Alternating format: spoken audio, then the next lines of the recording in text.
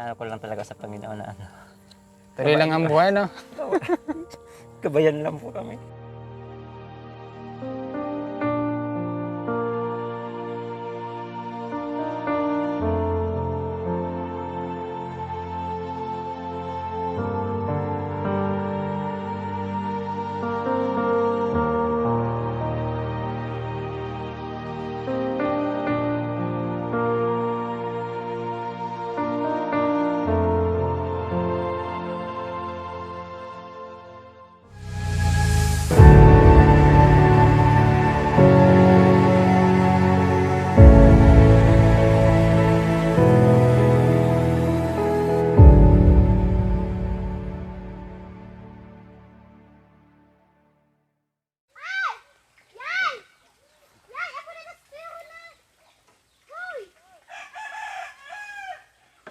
Ayun guys, isang mapagpalang araw po sa ating lahat. Ayan, ngayong hapon, nandito tayo kay Kuya Rone para bigyan ng good news sila. So yung hiling niya, mapagamot yung kapatid niya, saka yung pamangkin niya. Nakipiso wifi daw, kaya andun pa. So hihintayin na lang natin dito. Apir. Oh, bless. Wow. Anak mo to, te? Anak niyo po? Aki mo? Ah. Hi si ate. So, kapatid ni ano? Kapatid mo si ano? Si Kuya Rone? Ah, hindi. Ay, ikaw yung ano, nanay mo. Yung kapatid ni ano? Kuya Rone? Ano ba ni nanay? Nora? Ha? Elsa? Ah. Anak mo to? Try natin guys, kausapin yung ano, magnanay. Hello, te. Te, ano pangalan mo, te? Te, ano pong pangalan mo, te? Ganyan lang siya. Ayun po. May makulong po. Araw po kaya ng ano niya. Pag may masakit. Ayun po. Ano yung ginagawa niya? Lagi lang natutulog. Mga ganun lang po. Ito, nagsasalita ito. Ayun po. Ano pangalan niya? Rona po. Hi, Rona. Nag-eskwela ka pa? Ah, nakaintindi man siya. Ayun po. Nakaintindi po. Anong natapos mo? Ha? Hindi ka naka-eskwela? Gusto mo mag-eskwela? Gusto mo? Pero naka-eskwela ba to? Ano? Ayun po. Nakapag-aral naman? Hanggang anong grade? Grade 3 lang po. Grade 3?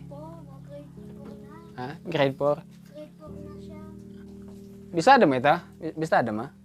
Ano pangalan? Ha? Ano pangalan? Hindi talaga siya nagsasalita? Hindi. Nasubog lang po yan. Ganda po talaga siya nakatalampay na ano. Diretso? Diretso. Ah. Sino yan? Sino? Ha? Ha? Mama da. Ano daw? Hindi, pangarang kay Abiga. Sasabi niya, kapong itong ano. Anong tawag niya sa mama niya?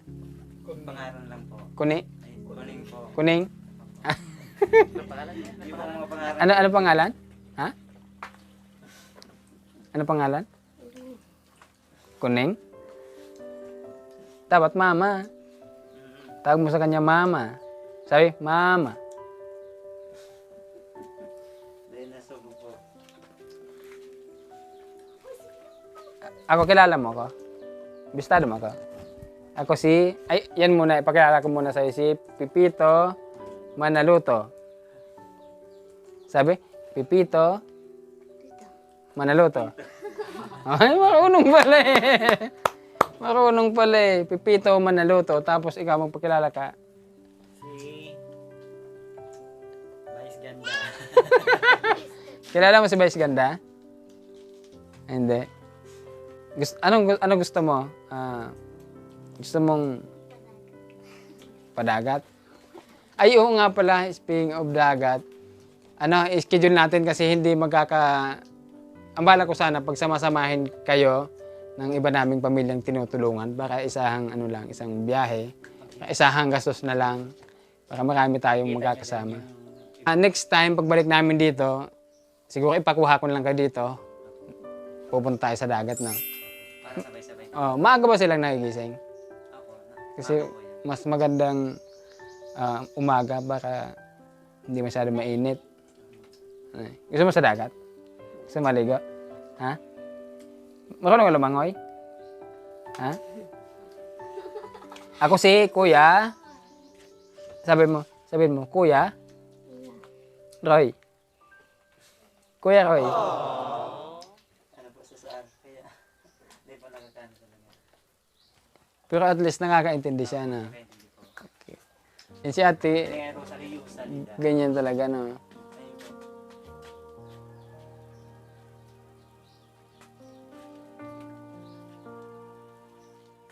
Yan, magandang hapon ulit guys, no? Kaya kasama natin si Kuya Ronnie ngayon para nga bigyan siya ng good news. So, di ba, Kuya, yung hiling mo, may pagamot yung kapatid mo, na? Opo. Ayan. So, bago yan, kumusta muna? Kumusta yung eleksyon dito sa inyo? Okay lang po. Okay lang. Maano naman po yan, buti naman po yung ano. So, kumusta yung pamangkin mo tsaka yung ano mo, Okay kapatid naman po. mo? Ayan po yung anak niya. Yung isa po. Oo, ano pangalan niya?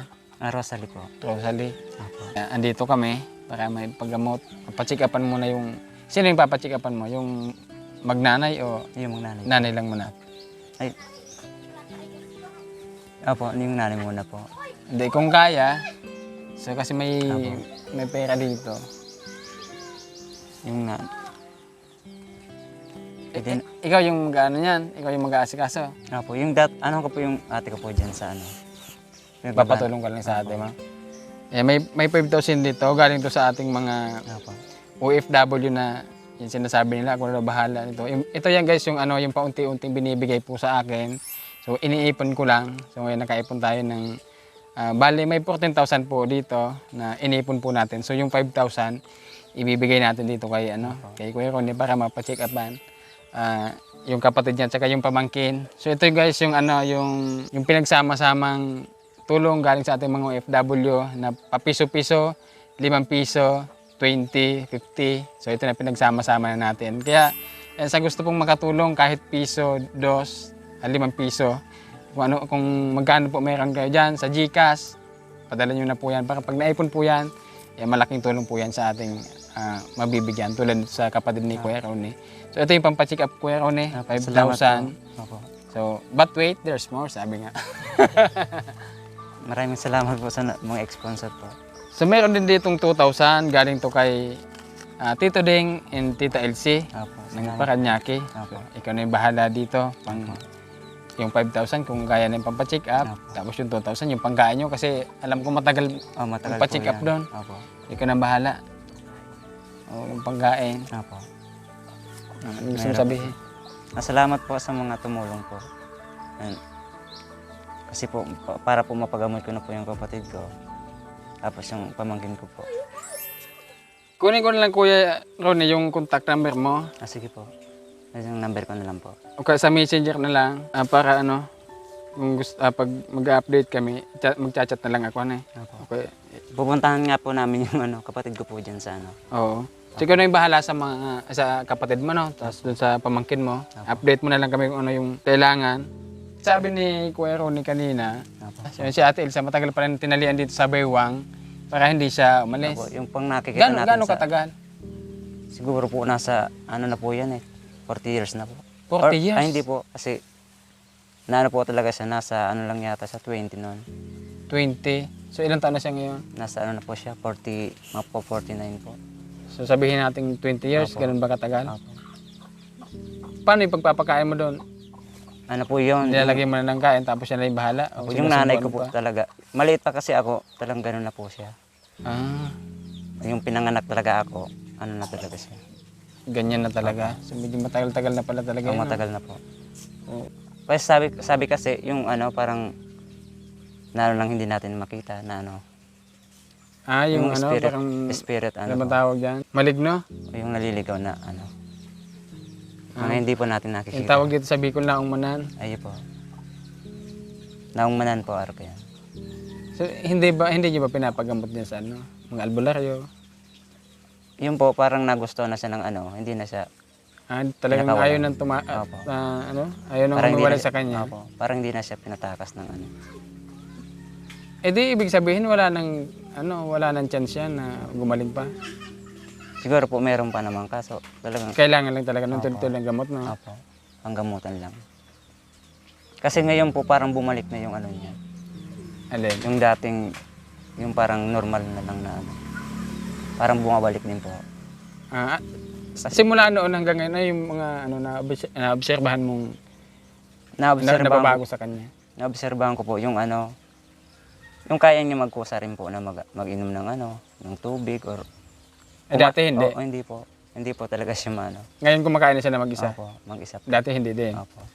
Ah, Ano po, napapagsabihan naman. Tapos... nasasaway siya. Opo.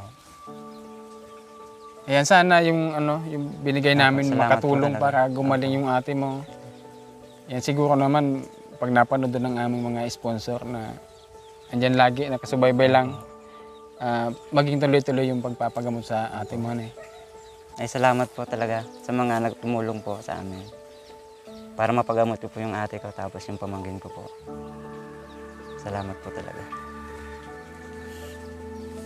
Ayan, sa lahat po ng aming mga sponsors, sa lahat po ng OFW na lagi pong sumusuporta sa atin, sa ating mga viewers, subscribers, maraming salamat po. Kay Lord, maraming salamat sa laging pag-guide kahit saan kami pumunta. So, yan sana lagi kaming ligtas. Maraming salamat sa inyong lahat and God bless po sa ating lahat.